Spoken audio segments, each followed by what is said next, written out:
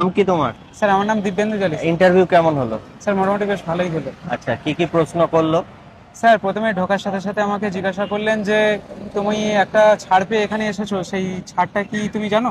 বলি স্যার হ্যাঁ, আমি রাজবংশী কমিউনিটি থেকে বিলং করি, আচ্ছা। সেই জন্য রাজবংশীর একটা ছাড় পেয়েছি আমি। আচ্ছা। বললো আচ্ছা বলো তো রাজবংশী কোথায় সব থেকে পশ্চিমবঙ্গে বেশি রয়েছে, কোন জেলাতে? তা আমি বললাম স্যার কোচবিহারে সব থেকে বেশি রয়েছে। আচ্ছা।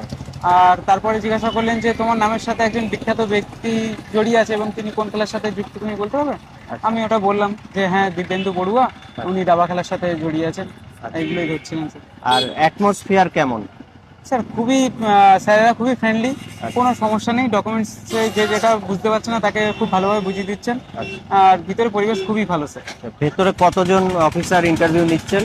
স্যার ভিতরে 5 জন স্যার এবং একজন ম্যাডাম ইন্টারভিউ নিচ্ছে। আচ্ছা, কোশ্চেন কি সবাই করছিলেন? কোশ্চেন মোটামুটি সবাই করছিলেন।